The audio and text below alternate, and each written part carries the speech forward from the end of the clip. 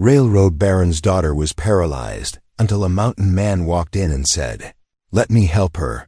The richest girl in town sits trapped in her father's grand mansion, unable to move, abandoned by doctors, and losing hope.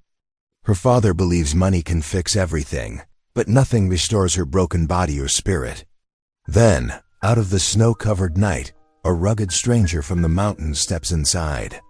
He carries no polished tools, only rough hands, old herbs, and a faith as steady as stone. The powerful father laughs at him until the impossible happens. The girl feels life in her legs again. But there's a secret. This mountain man once worked for the very railroad that destroyed families to build her father's empire. And the Baron will stop at nothing to drag his daughter back under his control, even if it means violence. Will her courage and the stranger's quiet strength be enough to defy a ruthless empire, heal her broken body, and uncover a truth that could change everything? Before we begin, I invite you to take a breath. This space is for the quiet believers, the ones who know small kindnesses can ripple into something greater. The late afternoon sun slanted through the heavy velvet drapes, casting long shadows across the Persian carpet in Horace Whitcomb's parlor. Ava sat motionless in her wheeled chair, her hands folded in her lap as she gazed through the window. Outside, a train whistle pierced the air, and steel wheels clattered against the tracks that stretched endlessly westward. The sound of multiple clocks filled the room, grandfather clocks, mantel timepieces, and delicate Swiss instruments that her father collected. Their steady ticking reminded Ava of the days slipping past. 6 months of them since the carriage accident had stolen the use of her legs. She shifted slightly, adjusting the blanket across her useless limbs. The finest doctors in the territory had come and gone, their leather bags filled with gleaming instruments and bottles of expensive tonics. Each one had departed with a shake of the head and mumbled apologies, leaving only the echo of their polished boots on the hardwood floors. Now, my dear," her father's voice came from behind his desk. "Dr. Henderson is coming next week. He's had remarkable success with cases like yours in Boston." Ava didn't turn to look at him. She'd seen that expression too many times. The mixture of pity and frustration that crossed his face whenever he looked at her. "Yes, father," she replied softly. Though hope had long since fled from such promises, the parlor had become her prison, albeit a gilded one. Beautiful objects surrounded her, crystal vases, oil paintings in ornate frames, leather-bound books she could no longer reach. But they were cold comfort in her solitude. The arrival of Reverend Matthews that evening was a welcome break in the monotony, but it was the man who accompanied him that caught Ava's attention. He stood a head taller than the preacher, his broad shoulders filling out a simple buckskin jacket. His dark hair was longer than town fashion dictated, and his sun-bronzed face spoke of days spent in the wilderness rather than counting houses. "Horace," Reverend Matthews said, "I'd like you to meet Michael Boone. He has a gift for healing that I believe could help Miss Ava." Horace Whitcomb's laugh was sharp and dismissive. "A mountain man? Really, Reverend? We've had the finest physicians from St. Louis to Chicago examine her." But Michael Boone seemed unmoved by the railroad baron's scorn. His eyes, dark and steady as a mountain lake, found Ava's. Without waiting for permission, he crossed the room and knelt beside her chair. His movements were quiet, deliberate, like those of a man used to reading trail sign or approaching wounded animals. "The doctors," he said in a voice deep and gentle, "as summer thunder, they look with their instruments and their books.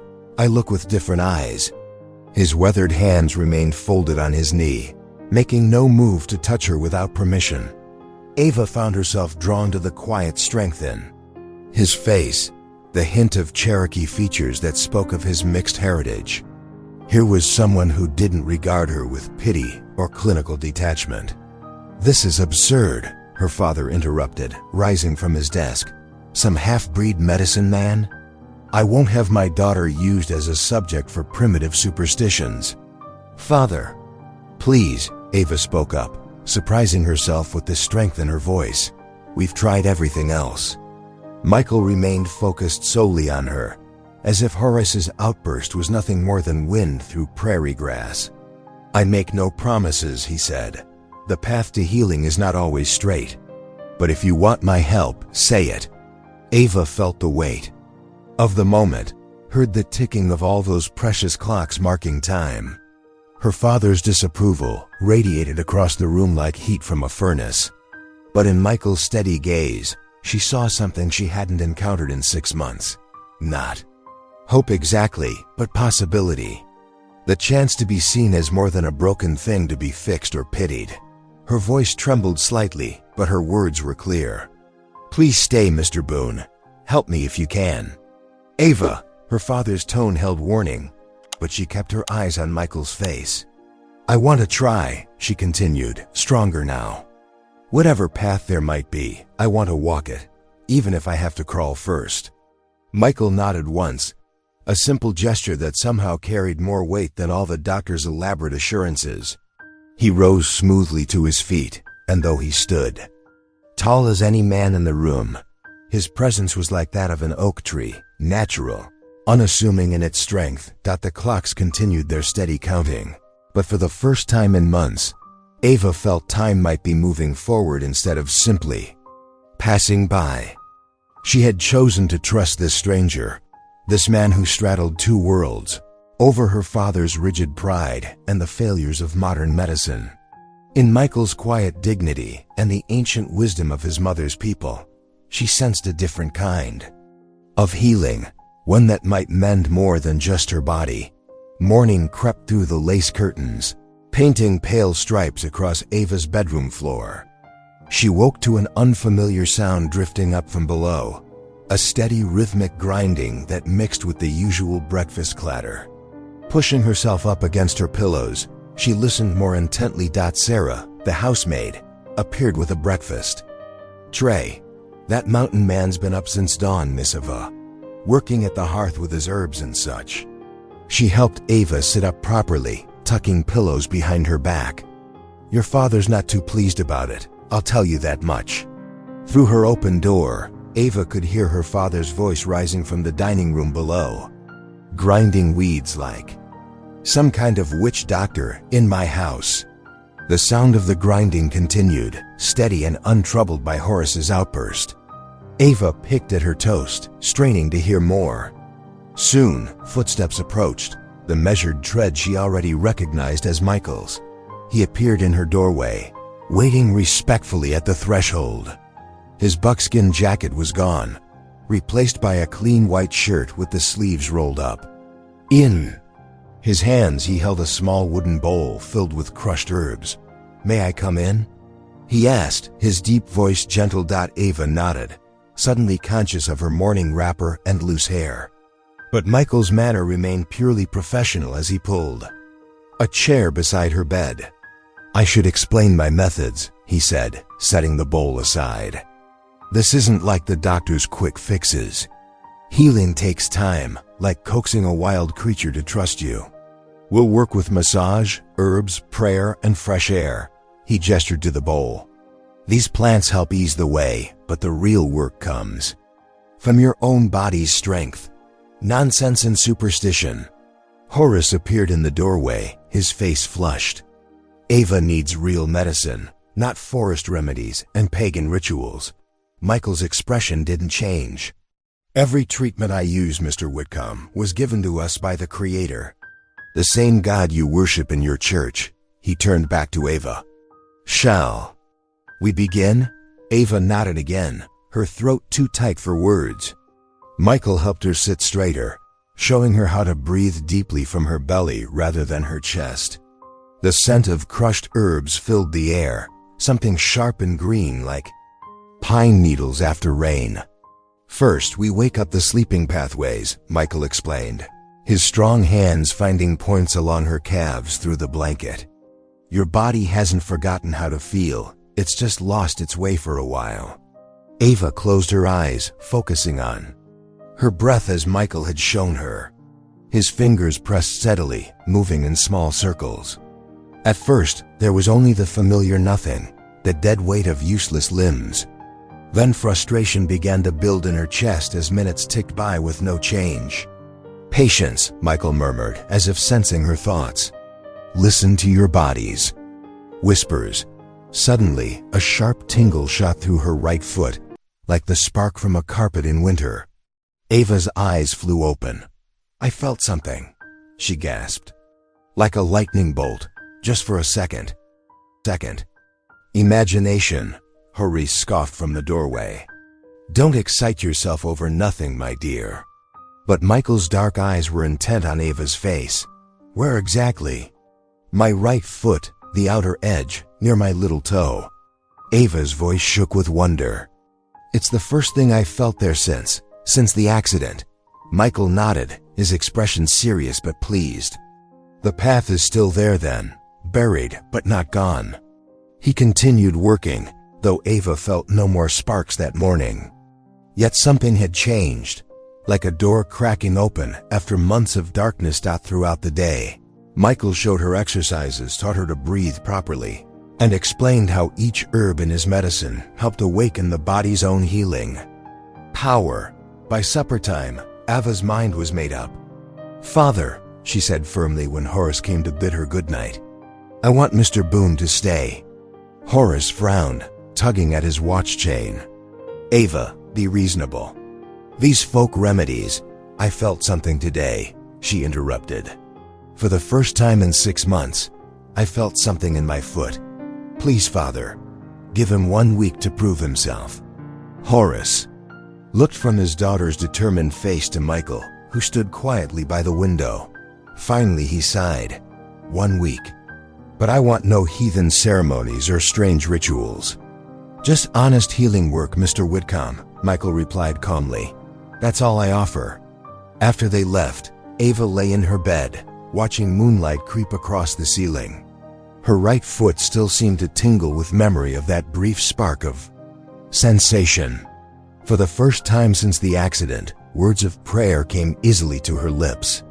"Thank you," she whispered into the darkness. "Thank you for not forgetting me." Whether she meant God or Michael or her own sleeping body, she wasn't quite sure. Perhaps it was all three. Rain drummed steadily against the mansion's windows. As dawn broke, turning the glass into a flowing curtain of water. Inside Ava's room, Michael had already begun the day's treatment, his weathered hands moving with practiced care along her legs. "Push against my palm," he instructed, holding her. "Right foot. Even if nothing moves, imagine the force flowing down through your leg." Ava concentrated, her forehead creasing with effort. Yesterday's spark of sensation had given her new determination. The grandfather clock in the hall marked each passing minute with solemn beats while she focused on that single command, move. Sometimes, the body needs to remember what it once knew, Michael said softly, like a child learning to walk again. Outside, the rain intensified, its rhythm matching Ava's steady breathing. Michael had taught her to breathe deep into her belly, to feel the life flowing through her even when her legs refused to respond.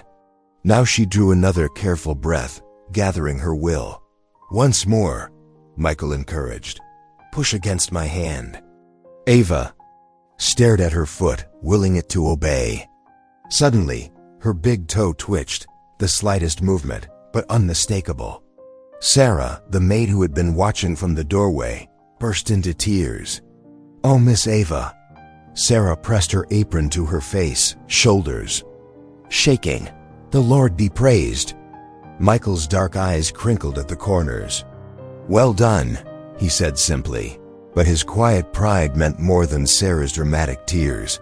The victory, however small, carried Ava through the morning on wings of hope. But at lunch, Horace's reaction doused her joy like a bucket of cold water. "Parlor tricks," he scoffed, cutting his meat with sharp, angry strokes. "A toe twitch means nothing. You're filling her head with false hope, Boone." "Hope is never false when it leads to action," Michael replied calmly. "But you're right that a toe twitch alone isn't enough. Which is why we need to discuss the next step in Ava's treatment." Horace's knife scraped against his plate. What next step? She needs to leave the mansion. Michael's words fell into sudden silence. Real healing requires more than indoor exercises. She needs fresh air, earth beneath her feet, the smell of wood smoke. The land itself is medicine. Absolutely not. Horace's face reddened. My daughter is not going to live like a savage in the wilderness. Father, Ava protested, but Horace slammed his hand on the table. You're weak enough already without sleeping on the ground like an animal. I forbid it. Michael's voice remained steady. The weakness comes from being caged in silk and velvet. Out there, she finds strength she never knew she had. Out there? Horace laughed harshly. In your primitive camp, among your heathen relatives? I know your kind, Boone. Half-breed wanderer, filling heads with mystic nonsense instead of proper medicine. Stop it. Ava's voice cracked like a whip. Michael has helped me more in 2 days than all your proper doctors did in 6 months. Horace rose, trembling with rage. If you leave this house with him, you are no longer my daughter. I'll cut you off without a penny. Is that what you want? To throw away everything for some wild dream of walking again? Tears spilled down Ava's cheeks. Without a word, she wheeled her chair away from the table and fled to her room. Behind her, she heard the argument continue, Michael's measured tones against her father's angry shouts. Until she slammed her door. The rain fell steadily as afternoon faded to evening. Ava sat by her window, watching water stream down the glass, feeling as trapped as she had the day after her accident. Her father's ultimatum echoed in her mind, her inheritance or her healing. Safety or hope. As darkness settled over the grounds, a new sound drifted up from below. Michael's voice, rich and deep, singing softly on the rain-slicked porch. The words were Cherokee, but the tune was familiar, an old hymn her mother used to sing. Amazing Grace. How sweet the sound. The melody wrapped around her like a warm blanket, steady as Michael himself. In it, she heard the whisper of wind through pine needles, the crackle of healing fires, the promise of strength waiting in the wild places beyond her velvet cage. Her toes' tiny movement seemed to pulse with each note, reminding her that change was possible, that hope could take root even in barren soil. Through the rain-streaked glass, she could just make out Michael's figure below, a shadow against the Zilda. Stormy night. His song rose calm and sure against the thunder, anchoring her amid the tempest of her father's rage and her own fears. In that moment, though she didn't yet know it, her choice was already made. Morning light crept through the windows, casting long shadows across the mansion's polished floors. The sound of angry footsteps echoed through the halls as Horace Whitcomb strode toward the front door, his traveling case gripped tight in one hand. I expect absolute obedience while I'm gone, he declared, fixing Ava with a stern glare. 3 days of business in Chicago. When I return, I want to find you exactly where I left you. Ava sat quietly in her wheelchair, hands folded in her lap, watching as her father adjusted his silk cravat in the mirror. Yes, father. And you, Horace turned to Michael, who stood near the hearth. Keep your wild notions to yourself. No more talk of wilderness cures. Michael merely nodded, his face unreadable. The grandfather clock struck 8, and moments later, the sound of carriage wheels announced Horace's departure to catch the morning train. As the clip-clop of hooves faded, silence settled over the mansion. Ava's heart thundered in her chest as she looked up at Michael. I've made my decision. Are you certain? Michael's voice was gentle. There's no going back once we leave, I'm sure. Ava's fingers tightened on her chair's armrests. I choose freedom. Within the hour, Reverend Matthews arrived with his covered wagon. The elderly preacher's eyes twinkled as he helped Michael gather supplies, warm quilts, medicine, food for the journey. Sarah, the maid, wept quietly as she packed a carpet bag with Ava's simplest dresses. The Lord watches over his children, the preacher said, helping Michael lift Ava's wheelchair into the wagon. Even in the wilderness, Michael arranged quilts around Ava, tucking them close against the autumn chill. The wagon's wooden seat was hard beneath her, so different from the mansion's cushioned furniture. Sarah pressed a final package into her hands, her mother's Bible, wrapped in oilcloth. "Godspeed, Miss Ava," Sarah whispered, stepping back as Michael took up the reins. The wagon lurched forward. Ava clutched the seat as they rolled down the mansion's sweeping drive, every bump sending jolts through her fragile body. But as they passed through the iron gates, something inside her began to unfurl like a flower reaching for sunlight. They followed rutted roads away from town, the wagon wheels creaking beneath them. Mud splashed up from puddles left by yesterday's rain. The familiar sight of railroad tracks gleamed in the distance, but for the first time, Ava was traveling away from them instead of watching trains pass by her window. "How are you faring?" Michael asked after an hour, glancing at her with concern. "It hurts," Ava admitted, then added with a small smile, "but it's a good kind of hurt. Like waking up after a long sleep." The day wore on. They stopped briefly at noon to rest the horses and eat a simple meal of bread and dried apples. Michael helped Ava shift position, his strong hands gentle as he adjusted the quilts around her. The autumn air was crisp, carrying the scent of pine and distant wood smoke as afternoon sun slanted through the trees. They turned onto a narrower trail that wound up into the mountains. The wagon rocked more severely here, but Ava gritted her teeth and endured. Every jolt reminded her she was alive, moving, choosing her own path for the first time in months. "Look there," Michael said as sunset painted the sky in amber and rose. Home. His cabin perched on a small clearing, built from solid hand-hewn logs that glowed golden in the fading light. Smoke curled from the stone chimney, and Ava realized someone must have come ahead to prepare for their arrival. The sight of that smoke, rising straight and true against the darkening sky, brought unexpected tears to her eyes. Michael drew the wagon to a stop before the cabin's door. Without ceremony, he gathered Ava in his arms, lifting her as easily as a child. Her body ached from the journey, but his steady grip made her feel secure rather than helpless. The cabin door swung open to reveal a simple, clean interior warmed by a crackling fire. A bed had been prepared in one corner, piled with quilts. Herbs hung drying from the rafters, filling the air with their healing scent. Michael carried her to a cushioned chair by the hearth, settling her carefully. "Here," he said softly, kneeling beside her chair. "We begin again."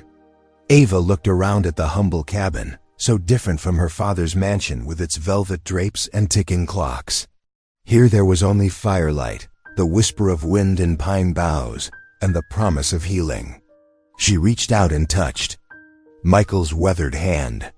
"Thank you," she whispered, and in those two words lay all her trust, her fear, and her hope for tomorrow. Dawn painted the mountain peaks in shades of gold when Ava opened her eyes. The cabin's simple interior glowed, with early morning light filtering through the window panes. A new scent tickled her nose, the rich aroma of bacon, sizzling in a cast-iron skillet, mixed with fresh pine and wood smoke. Michael stood at the hearth, his broad shoulders silhouetted against the dancing flames. He turned at the sound of her stirring, "Good morning." "Hungry?" "Famished," Ava admitted, realizing she hadn't eaten since their simple meal on the journey yesterday. Her body ached from the long wagon ride, but the discomfort felt different here, purposeful, like the soreness after exercise, rather than the dull pain of sitting idle. "First lesson of mountain life," Michael said, sliding crispy bacon onto a tin plate. "We rise with the sun and eat while the food's hot." After breakfast, Michael brought her a pair of sturdy wooden crutches he'd carved himself. "These'll help you move around when I'm not here to carry you. The cabin's small enough that you can reach most things." Ava ran her fingers over the smooth wood, noting the careful craftsmanship. "They're beautiful." "Beauty's in usefulness out here," Michael replied. "Now let me show you how the day flows." He carried her outside to the covered porch where she could watch him work. The morning air was crisp and clean, carrying the scent of pine needles and distant snow. Michael explained each task as he performed it, checking the smokehouse where meat was curing, feeding the chickens that scratched in the yard, drawing water from the creek that bubbled past the cabin. "Water's the lifeblood," he said, setting 2 buckets near her chair. "Everything we do depends on keeping it fresh and close." Throughout the morning, Ava practiced with the crutches, learning to pivot and balance. Her arms trembled with the effort, but Michael's steady presence gave her courage. He showed her how to tend the fire, adding small sticks to keep it burning even and bright. "My mother taught me that fire is sacred," he said, demonstrating how to arrange the kindling. "It gives life but demands respect, like all God's gifts." As afternoon shadows lengthened across the cabin floor, Michael told stories while he worked. His voice was soft but clear, painting pictures of his childhood, learning healing herbs from his Cherokee mother, watching her tend the sick with patience and prayer, finding peace in the rhythm of seasons. She always said true medicine comes from understanding both the body and the spirit, he explained, hanging fresh herbs from the rafters. "Can't heal one without tending to the other." Ava absorbed his words, watching how his hands moved with quiet confidence. "What happened to her?" Michael's face grew solemn. "Railroad fever took her 3 winters ago. But her teachings stay with me." At dusk, Michael cleared a space near the hearth. "Time for your evening treatment." He began with gentle massage, working each muscle group as he had in the mansion. But here, surrounded by the peace of the mountain night, Ava felt more connected to the sensations in her legs. "Now," Michael said softly, "let's try standing." Ava's heart quickened. "Are you sure?" "Trust yourself," he answered, positioning himself behind her chair. "I won't let you fall." His strong hands gripped her waist, supporting her weight as she gripped the back of a chair.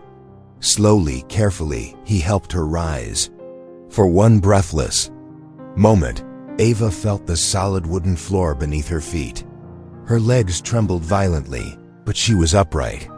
"I'm standing," she whispered in wonder. "Michael, I'm standing." He eased her back down before her strength gave out completely. Ava collapsed in her chair, exhausted but elated. Happy tears spilled down her cheeks as she looked up at him. "I felt the floor beneath me," she said, her voice full of quiet joy. "Really felt it." Michael squeezed her shoulder gently. "That's just the beginning. Tomorrow we try again." Through the cabin window, Ava could see the first stars appearing in the darkening sky. The mountain air carried the haunting call of a whippoorwill, so different from the constant clatter of the railroad town. Here, in this simple cabin with its herb-scented air and crackling fire, she had found something she'd thought lost forever: hope. Snow began dusting the mountain peaks, transforming the landscape into a crystalline wonderland. Inside Michael's cabin, the hearth blazed constantly, keeping the bitter cold at bay while pine logs crackled and sparked against the stone. "Again," Michael urged, his hands hovering near Ava's waist as she gripped the back of a sturdy chair. "Feel the strength in your legs, trust it." Sweat beaded on Ava's forehead despite the winter chill. Her arms trembled as she pushed herself upright, muscles straining against weakness. But each day brought small victories, a stronger stance, a longer time balancing, the faintest twitch of movement where before there had been nothing. One morning, Michael presented her with a gift. "Made this for you," he said, holding out a walking stick carved from mountain ash. Intricate patterns spiraled down its length, and the handle had been smoothed to fit her grip perfectly. Ava ran her fingers over the carvings. "It's beautiful." "What do the patterns mean?" "Cherokee symbols for healing and strength," Michael explained. "My mother taught me how to carve them." His weathered hands closed over hers, adjusting her grip on the stick. "Now, let's see what you can do with it." With Michael's support and the stick's aid, Ava took her first tentative step. Then another. Tears sprang to her eyes, not from pain this time, but pure joy. As winter settled deeper into the mountains, Ava's confidence grew. She learned to navigate the cabin's small space, contributing to their daily routine. The iron cookpot became her domain as Michael taught her to prepare hearty mountain fare, rabbit stew thick with vegetables, cornbread golden from the Dutch oven-dried apple pie that filled the cabin with sweetness. "Never thought I'd see the day," she laughed one evening, stirring a bubbling pot of venison stew. A railroad baron's daughter, cooking over a hearth fire. Michael smiled from where he sat mending a pair of boots. "Reckon some might say you've fallen far from your father's mansion." "No," Ava said firmly, tasting the stew with satisfaction. "I've risen higher than I ever was there." In the quiet evenings, Michael would read from his mother's Bible, its leather cover worn smooth by years of faithful hands. The familiar words took on new meaning here in the mountains, away from the gilt and polish of her father's church. "I will lift up mine eyes unto the hills, from whence cometh my help," Michael read, his deep voice steady in the firelight. My mother always said that verse was written for mountain folk. As Ava's strength increased, she began thinking of the little church she'd glimpsed on their journey up the mountain. "Would you take me there?" she asked one Saturday evening. "To the church?" Michael studied her face. "It's a fair distance through the snow. Are you sure you're ready?" "Yes," Ava said with quiet determination. "I want to walk in on my own feet." The next morning dawned clear and cold. Michael helped Ava bundle up in warm shawls before they set out in the wagon. The mountain church was a simple log structure, but its windows glowed with welcome against the snow. The preacher met them at the door, his eyes widening at the sight of Ava standing beside the wagon, gripping her carved stick. He nodded in understanding when she whispered her request to enter alone. Michael stepped back, watching as Ava squared her shoulders. The stick tapped softly against the wooden steps as she made her way up. One step, another. Her legs trembled with effort, but her face shone with purpose. The congregation fell silent as she appeared in the doorway. Then gasps of recognition rippled through the gathered faithful. They knew her story, had heard of the railroad baron's crippled daughter who'd fled to the mountains seeking healing. Ava paused, gathering her strength. Then, leaning on her carved stick, she walked into the church. Each step was slow but sure, a testament to months of patience and prayer. She made her way to an empty pew where Michael quietly joined her. The preacher's voice broke with emotion as he called for the opening hymn. The familiar notes of Amazing Grace swelled through the little church, louder and more joyful than usual. Ava's clear voice joined the others, tears streaming down her face as she stood with the congregation. "Amazing grace, how sweet the sound that saved a wretch like me," she sang, feeling the truth of every word. "I once was lost, but now am found, was blind, but now I see." The mountain congregation's voices rose to the rafters, carrying their shared wonder at this miracle among them. Ava's heart soared with gratitude for Michael's unwavering faith, for the strength God had restored to her, for the simple grace of standing in his house on her own 2 feet. When the final notes faded, Ava remained standing, her carved stick planted firmly beside her. She was no longer the imprisoned daughter of privilege, but a woman transformed by mountain wisdom and divine mercy. In this humble log church, surrounded by simple folk who'd witnessed her healing, she had found her true home. After the church service, several families invited Ava and Michael to share Sunday supper at the Miller homestead, a sturdy log house nestled in a small valley. The home buzzed with warmth and chatter as women bustled about, laying out steaming dishes on the long pine table. "Never seen anything like it," Mrs. Miller declared, passing Ava a plate heaped with roasted venison and winter vegetables. "Walking right into church bold as brass when folks said you'd never stand again." Ava ducked her head, smoothing her skirts with careful hands. "The Lord's mercy knows no bounds," she said softly. and Michael's healing knowledge made it possible. Across the table, Michael remained quiet, focusing on his plate as other neighbors pressed for details of her recovery. Ava noticed his discomfort but continued sharing her story with humility, giving credit to God's grace and the peace she'd found in the mountains. Those exercises Michael showed me, the herbs and fresh air, it all worked together, she explained. Though I reckon the biggest change was learning to trust and be patient. After the meal, while the women cleared dishes, Ava overheard two men speaking in low voices near the hearth. They didn't realize she was within earshot around the corner. "Ain't that Boone the one who worked the railroad cruise few years back?" one asked. "Laying track through Cherokee land?" "That's him," the other confirmed. "Quit sudden like after that mess with them Indian families getting pushed out. Some say it haunts him still." Ava's hands trembled as she gripped her walking stick. The pieces clicked into place. Michael's reluctance to discuss the railroad. His deep understanding of both settler and Cherokee ways. She glanced across the room where he sat, noting the shadow that crossed his features whenever trains were mentioned. The ride home was quiet, snow crunching beneath wagon wheels. In the gathering dusk, Ava finally spoke.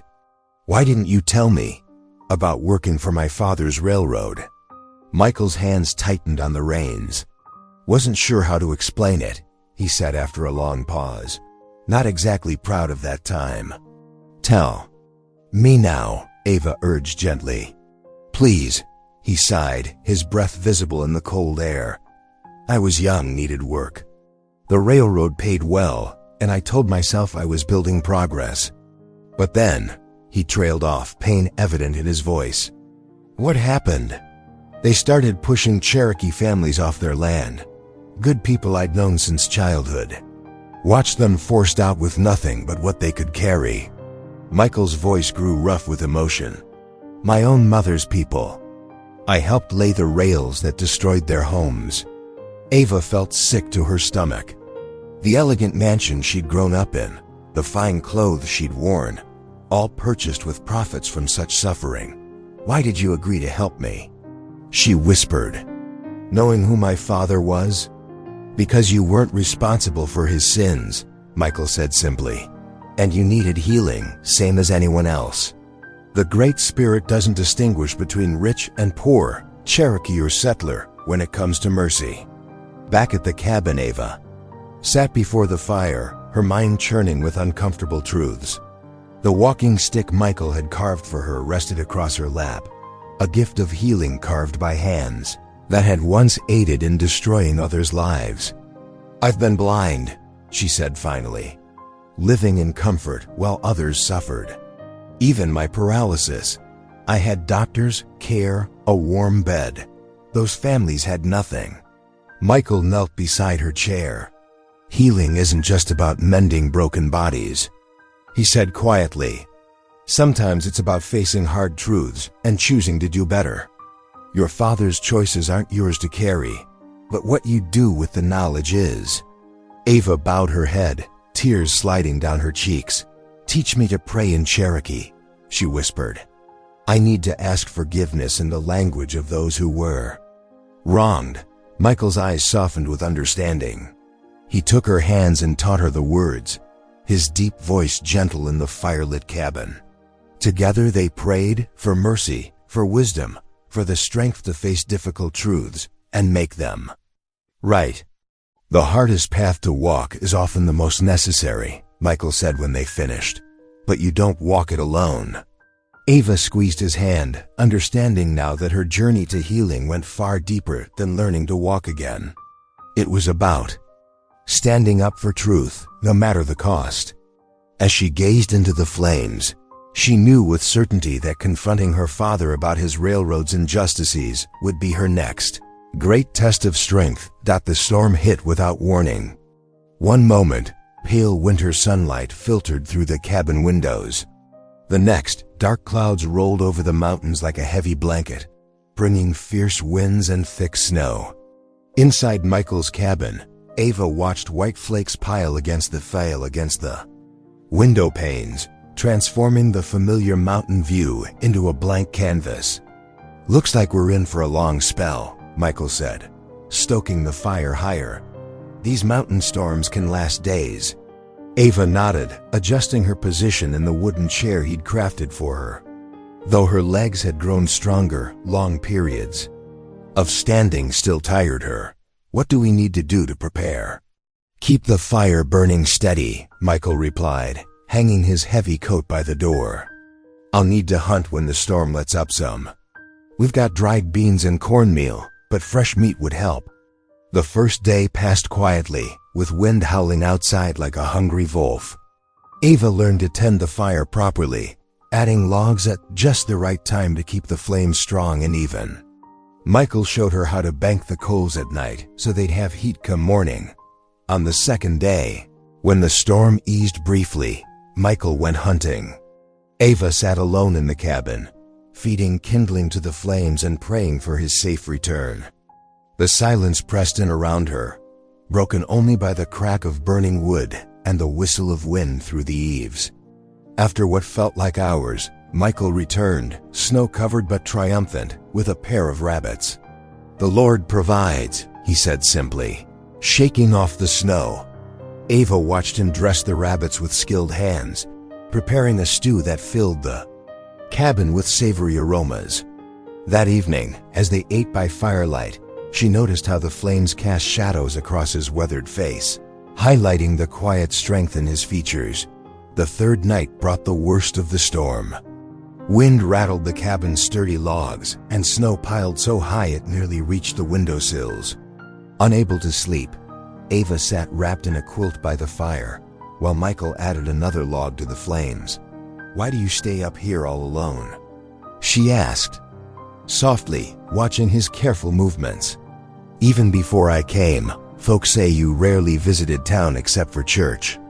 Michael settled onto the floor near her chair, his eyes reflecting the firelight.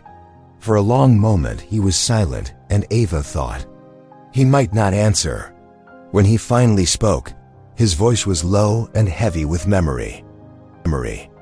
"Lost my mother when I was 20, he said, poking at the fire with an iron rod. "She got sick after we were forced to move from our old home. The railroad was coming through. Your father's men said we had no rights to the land, despite the treaties." He paused, pain flickering across his face. "Then 2 years later, my best friend James, a Cherokee, man who'd taught me tracking, he tried standing up to the railroad crews. His voice caught. They shot him dead for trespassing on what had been his own hunting grounds." Ava's heart ached at the raw grief in his voice. "Oh, Michael," she whispered. "After that, seemed easier to keep to myself," he continued. "Couldn't bear to watch more people I cared about suffer. The mountains became my sanctuary, just me, the land, and the good Lord above." Understanding dawned in Ava's heart. "That's why you hesitated to help me at first," she said. "You were afraid of caring again." Michael nodded slowly. "Felt like tempting fate, opening my door to Horace Whitcomb's daughter. But when I saw you in that chair, eyes full of the same despair I'd carried," he shook his head. "Couldn't turn away." Ava reached out, laying her hand over his where it rested on his knee. His skin was warm and rough from work, but his touch was gentle as he turned his palm up to meet hers. "Thank you," she said softly, "for risking closeness. Again, for helping me find my strength, even though it meant facing your own fears." Michael's fingers curled around hers, a gesture of trust that spoke louder than words. They sat in comfortable silence, listening to the storm rage outside while the fire crackled steadily, casting its warm glow over them both. "You know," Ava said after a while, "I used to hate being trapped.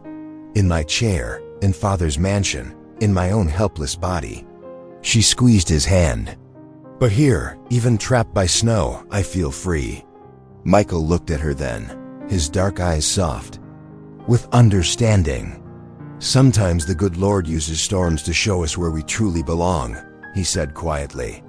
Outside, the wind continued to howl, and snow piled deeper against the cabin walls. But inside, Something delicate and precious grew in the warmth between them. A trust born of shared solitude. A healing deeper than either had expected to find. The mountain morning dawned crisp and clear after the storm passed. Sunlight sparkled on fresh snow, and icicles dripped steadily from the cabin's eaves. Michael hitched up his wagon while Ava wrapped herself in warm quilts, excited to venture beyond their snow-cleared yard for the first time in days. "There's a place I want to show you," Michael said, helping her into the wagon seat. He'd padded it with extra blankets to cushion the ride. About 2 miles down by Willow Creek, the wagon wheels crunched through packed snow as they followed the winding trail downhill. Ava breathed deeply, savoring the sharp winter air and the scent of pine. Her legs, though still weak, had grown strong enough that she could brace herself. Against the wagon's jolts, they heard the children before they saw them, bright laughter carrying through the trees. The wagon rounded a bend, revealing a wide creek bottom where nearly a dozen children played in the snow. Some built snow forts while others slid on patches of ice near the creek's edge. Most of these families lost their homes to the railroad. Michael said quietly, "They've made a new community here, helping each other survive." Ava watched a small girl in a patched dress show her younger brother how to pack snow into tight balls. Their mother, wearing a traditional Cherokee shawl, kept watch from nearby while mending clothes.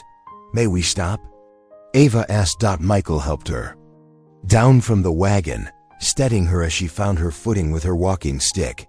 The children paused their play, watching curiously as she made her way toward them. "Hello," Ava called out, smiling warmly. "That's quite a snow fort you're building." The small girl approached first, ducking her head shyly. "Would you like to see inside?" she asked. "We made seats from snow." "I'd love to," Ava replied. With Michael's help, she carefully settled onto one of the snow seats. Soon the children gathered around, asking about her stick and showing her their snow sculptures. Their mother came over, introducing herself as Sarah Whitefeather. "We've heard about you," she said kindly. "The railroad baron's daughter who chose the mountain-over mansion." Ava felt shame heat her cheeks. "I never knew," she admitted. "Living behind those gates, I never saw how others suffered because of father's business." Sarah touched her shoulder gently. "Seeing truth takes courage. Using it to change takes more." They spent another hour with the families, Ava learning their names and stories. Her heart ached hearing about homes lost, sacred places destroyed, promises broken. Yet she marveled at their resilience, how they'd built new bonds, shared what little they had, kept their traditions alive. The sun was lowering when they finally headed back to the cabin. Ava sat quietly, processing all she'd seen and heard. "I can't go back to ignoring this," she said finally. "Even if I could walk perfectly tomorrow, I couldn't return to that life of blind privilege." Michael nodded, understanding in his eyes. But before he could respond, they spotted someone waiting by the cabin. The preacher from town, his horse breathing hard from a hard ride. "Thank the Lord you're here," he said as they approached. "A telegram came to town for you, Michael. Horace Whitcomb has hired men to fetch Ava back. They're already on their way." Ava's heart pounded as Michael helped her quickly inside. She watched him check the heavy wooden door, then retrieve his revolver from its shelf. "How many men?" "Michael," asked the preacher. "At least 4, maybe more. Armed and rough types." The preacher wrung his hands. "They're not planning to ask politely." Michael moved efficiently around the cabin, checking windows and gathering supplies. "There's a hidden trail through the backwoods," he said. "If needed we can—" "No," Ava interrupted firmly. "I won't run. I won't let father bully me back into that cage of silk and lies." "Ava," Michael said gently, "these men won't care about your wishes. They're paid to bring you back, willing or not." "Then we'll face them," she declared, gripping her walking stick tighter. "I'm not that helpless girl anymore. This is my choice to make." The preacher shifted nervously. I should return to town before they suspect I warned you. God be with you both. He hurried out to his horse. Michael finished his preparations as darkness fell, laying out extra ammunition and checking the path to the woods one final time. Ava sat by the fire, fear warring with determination in her chest. The warmth of the flames couldn't chase away the chill of knowing her father's men were coming. Whatever happens, she said softly, I want you to know I don't regret a single day here. You helped me find not just my legs, but my conscience. Michael paused in his work, meeting her eyes across the firelit cabin. We'll face whatever comes. Together, he promised. Get some rest. Tomorrow may be a long day. But they both knew sleep would be hard to find that night. With danger approaching through the darkness, the winter sun sank behind the mountains, painting the snow-covered yard. In deep purple shadows, Ava sat by the cabin window, watching darkness creep across the land while Michael stoked the fire. Neither had slept much, listening for hoofbeats through the long night. The sound, when it finally came, made her breath catch. Boots crunching through crusty snow, approaching from multiple directions. Michael grabbed his revolver and moved to the door. Stay inside, he told her firmly. Through the window, Ava counted 4 men emerging from the twilight shadows. They wore heavy coats, guns visible on their hips. Their leader, a broad-shouldered man with a thick mustache, stepped forward. We're here for Miss Whitcomb, he called out. No need for trouble if you hand her over peaceful-like. Michael stood in the doorway, shoulders squared. She's not property to hand over. She's here by her own choice. Her father says different. The man's hand rested on his gun. Step aside, half-breed. This ain't your concern. I'm making it my concern. Michael's voice stayed steady. She's walking now, getting stronger every day. Going back would destroy all that progress. Last chance, the leader growled. Move or we move you. Michael raised his empty hands, trying one final time. Please, she's finally healing. Don't. The leader lunged forward, throwing a heavy punch. Michael blocked it, but another man tackled him from the side. They crashed into the snow as Ava screamed. The brawl was brutal and swift. Michael fought hard, his fists connecting with solid impacts. But he was outnumbered. A club came down across his shoulders. A boot caught his ribs. Blood sprayed crimson across white snow as someone's ring split his lip. Stop, Ava cried. Please stop. She tried to rise from her chair, but terror seized her muscles. Her legs wouldn't respond. They felt dead and useless, like those first awful days after her accident. All her progress crumbled under the weight of fear. Fear. Michael lay still in the bloodied snow. 2 men grabbed his arms, dragging him roughly toward the cabin. The leader turned to Ava, tipping his hat with mocking politeness. Evening, Miss Whitcomb. Your father sends his regards.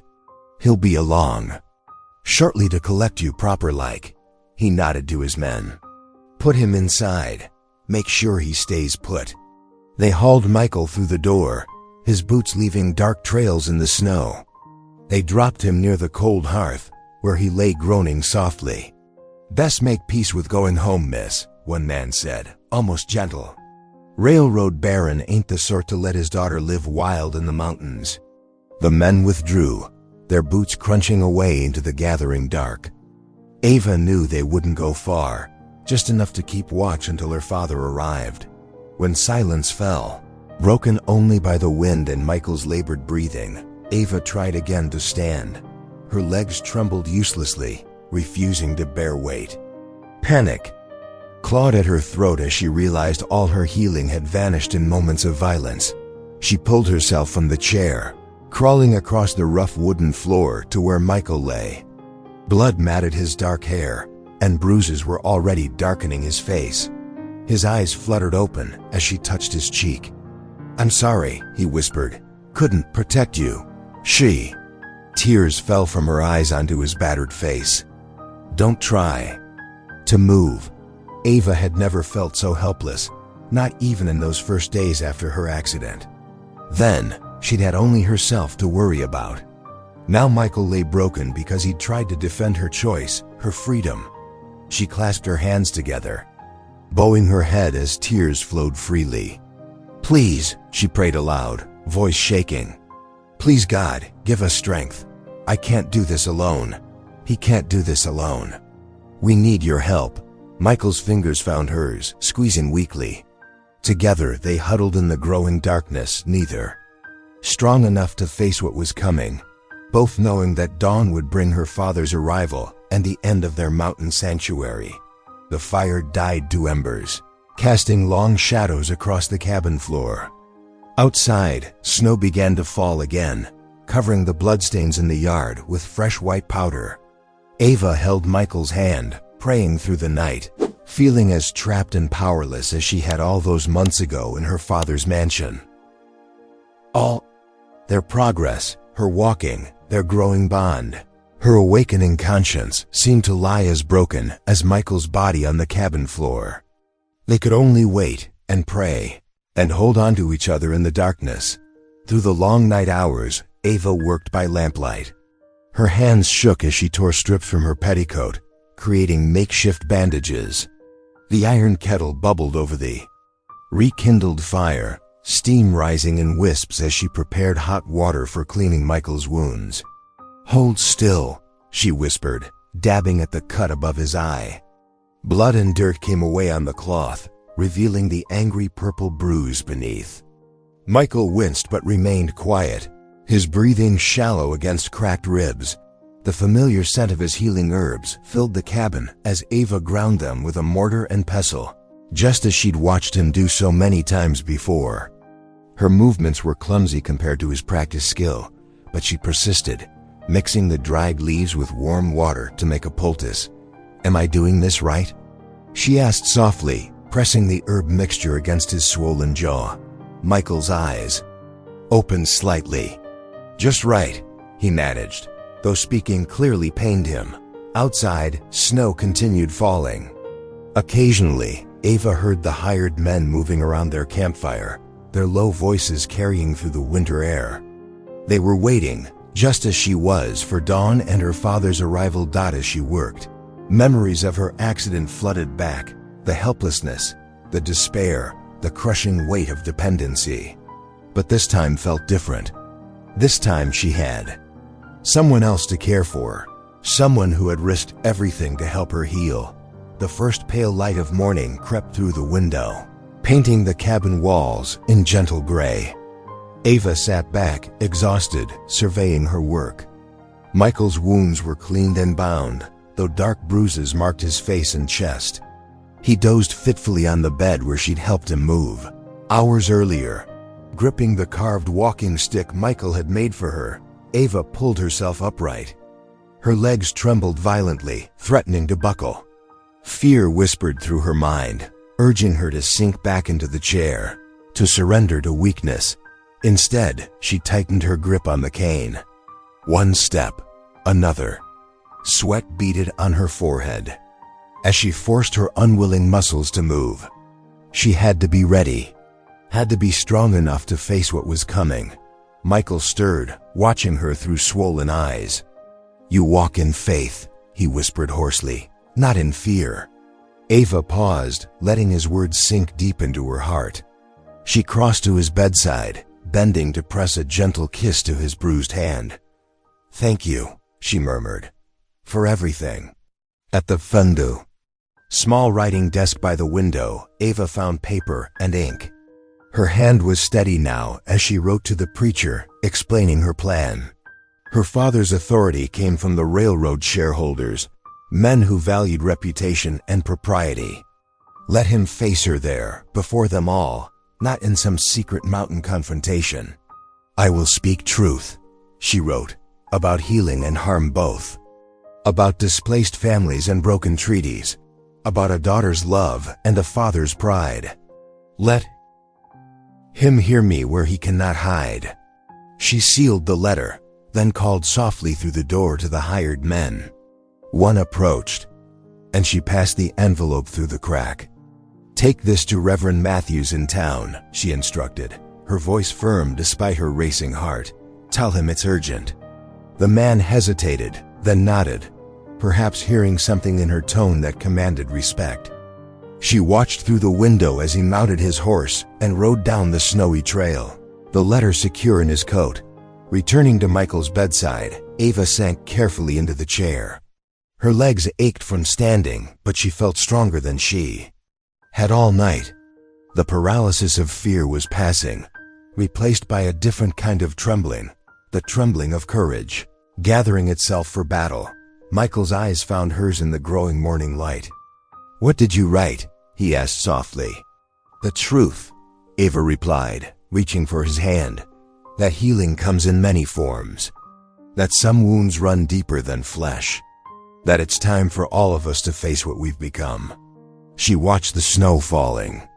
Outside, each flake a tiny reminder of grace. When her father arrived, he would not find a broken daughter ready to be carried home. He would face a woman standing on her own 2 feet, supported by faith and truth rather than wealth and power. Dawn brightened the windows, and Ava continued her slow walks across the cabin floor, preparing herself for the confrontation to come. With each step, she whispered a prayer, not for strength to run or hide, but for courage to stand and speak. The wagon jolted over another rut, sending pain through Ava's tender muscles. She gripped the wooden seat tighter, determined not to cry out. Michael sat beside her, his face still mottled with bruises, guiding the horses with gentle hands despite his injuries. Morning mist clung to the valley below as they descended from the mountain cabin. The familiar railroad tracks gleamed like silver threads in the distance. Ava watched them grow closer, remembering how she once stared at them from her father's parlor, dreaming of escape. "We can turn back," Michael said softly, noticing her tense shoulders. Ava shook her head. "No, the truth needs telling." They passed scattered homesteads where thin smoke rose from chimneys. Children waved from doorways, and Ava waved back, recalling the creek where she'd met families displaced by her father's expansion. Their faces strengthened her resolve. The wagon rattled into town near midday. Michael helped Ava down at the hotel. Steps, his movements careful despite his own pain. The desk clerk's eyes widened at their appearance. The railroad baron's daughter and her battered companion made quite a sight. In her simple room, Ava rested on the bed, gathering strength. The fancy hotels along the rail line all looked the same: flowered wallpaper, heavy curtains, brass fixtures gleaming. But she was different now. The mountains had changed her, teaching lessons of survival and truth that no finishing school ever could. As evening shadows lengthened, Michael knocked softly. He entered carrying his mother's worn Bible, easing himself into the room's sole chair. Despite his injuries, his voice was steady as he read from the book of Isaiah. "But they that wait upon the Lord shall renew their strength. They shall mount up with wings as eagles." Ava closed her eyes, letting the familiar words wash over her. "I'm afraid," she admitted quietly. "Fear tells us what matters," Michael replied. "I'll be there tomorrow, in the back of the hall. Not far. If you need me." She studied his bruised face in the lamplight. "Your presence gives me courage." "No," he said gently. "That courage was always yours. The mountains just helped you find it." They prayed together, asking not for victory, but for clarity and calm. When Michael left, Ava stood at the window for a long while, watching the stars appear over the railroad town. She thought of her father's parlor clocks, always ticking away minutes of imprisonment. Here, time moved differently, measured in heartbeats, breaths, and steps forward. Morning came too quickly. Ava dressed with care in a simple wool gown, dark blue like the mountain shadows. No silk or lace today. She was not here to play the delicate invalid. Her fingers trembled only slightly as she pinned up her hair. The hotel corridors were already buzzing with activity. Railroad investors from back east had arrived by private car, their fashionable suits and gold watch chains marking them as men of influence. They paused in their business discussions to stare as Ava made her way past, leaning on her carved walking stick. The meeting hall stood across the street, its brick facade imposing in the crisp morning light. Ava paused at the bottom of the steps, breathing deeply just as Michael had taught her. One step at a time, she told herself. Like learning to walk again. Inside, the room hummed with quiet conversation. Men in dark suits filled the rows of chairs, discussing profits and expansion plans. A few wives sat scattered among them, their elaborate hats bobbing as they whispered behind gloved hands. Ava heard the murmurs spread as she entered. Whitcomb's daughter, the invalid, walking? She kept her eyes forward, focusing on the steady tap of her cane against the wooden floor. Near the back, she glimpsed Michael slipping in, taking up his promised position by the door. The room fell silent as she made her way down the center aisle. Every face turned to watch her progress. They had expected a broken girl in a wheelchair, a cautionary tale of privilege and tragedy. Instead, they saw a woman standing straight, marked by the quiet dignity of one who had found strength in suffering. Ava reached the front row and turned to face the assembly. Through the tall windows, she could see the railroad tracks stretching toward the mountains where she had learned to walk again, where she had learned that healing meant more than simply standing on her feet. She gripped her cane firmly, waiting. Soon her father would arrive, expecting to find his wayward daughter ready to be gathered back into the fold of wealth and propriety. But the woman who stood before the shareholders was not the same one who had left his mansion months ago. Her legs trembled slightly with fatigue, but Ava remained standing. The mountains had taught her patience. She could wait. A hush fell over the assembly as Ava stepped forward, her cane steady against the wooden floor. Her voice, clear and strong, carried to every corner of the hall. 6 months ago, I lay broken after a carriage accident. The finest doctors declared me beyond hope. She paused, sweeping her gaze across the crowd. But in a mountain cabin, with simple remedies and faith, I found healing and truth. The door burst open. Horace Whitcomb strode in, his face flushed with anger. Ava, stop this nonsense at once. No, Father. Her voice didn't waver. I've seen what your rails truly cost. Cherokee and Ute families driven from their lands, their children hungry beside the tracks that made us rich. You understand nothing of business. Horace thundered, but uncertain murmurs rippled through the shareholders. I understand justice. Ava continued, and injustice.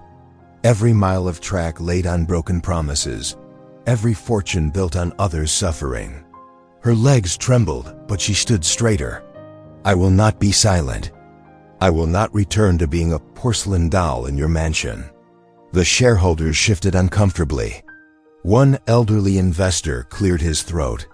Mr. Whitcomb, perhaps we should hear the young lady out. Horace's face reddened further, but something changed in his eyes as he truly looked at his daughter. Gone was the helpless invalid. Before him stood a woman of conviction, supporting herself on legs he'd thought would never bear weight again. You, his voice cracked. You're standing. Yes, Father. Standing on truth, not fear. Silence stretched between them. Then Horace's shoulders slumped, his imperious manner falling away. What would you have me do? Make it right. Restore land where possible. Pay fair compensation to those displaced. Let me help make amends. Horace looked around the hall at the nodding heads and approving faces. Very well, he straightened his coat. I promise full restitution to displaced families. And, he met Ava's eyes. I'm proud of you, daughter. The hall erupted in applause. Ava's legs shook with fatigue, but held firm. Through tears, she glimpsed Michael smiling quietly by the door. She had found more than healing in those mountains. She had found her voice. The wagon wheels creaked softly through fresh snow as Ava and Michael made their way back to the mountain cabin. Evening painted the western sky in deep purples and golds, while stars began peeking through wispy clouds overhead. The familiar sight of smoke curling from the cabin's chimney welcomed them home. Inside, the hearth blazed with warmth that chased away the mountain chill. Ava inhaled deeply, savoring the rich aroma of rabbit stew simmering in the iron pot, a meal their neighbor had kindly prepared during their absence. Crystal-like frost patterns decorated the window panes, and through them, the snow covered. Landscape sparkled like scattered diamonds in the fading light. Michael eased himself into his chair by the fire, wincing slightly. Though his bruises were healing, dark marks still showed where her father's men had struck him. Yet his eyes held their usual calm strength as he watched Ava move about the cabin, using her cane for support. Ava crossed to the hearth. Her movements were sure and steady as she picked up the poker and stirred the flames, adding another log with practiced care. The fire crackled appreciatively, sending a shower of sparks up the chimney. "You've walked further than any man I know," Michael said. Quietly, his voice gentle in the evening peace. "Not in miles perhaps, but in faith and courage." Ava turned to him, firelight warming her face. "I couldn't have taken a single step without your help," she replied. "You didn't just heal my body, Michael. You helped me find God's strength within. And me, strength I'd forgotten was there." She settled into her chair beside him, her cane resting against the rough-hewn logs of the wall. Outside, the eternal mountains stood as silent guardians, their snow-capped peaks catching the last rays of sunset. Inside, peace filled every corner of the cabin like a tangible presence. They sat together in comfortable silence, watching the flames dance and listening to the soft bubble of the stew. No words were needed. They had found their peace here. In the mountains, healed in body, spirit, and purpose. Thank you for being here. If something in this story stayed with you, I'd love to see you again. Subscribe, and tomorrow, I'll bring you another story crafted with heart.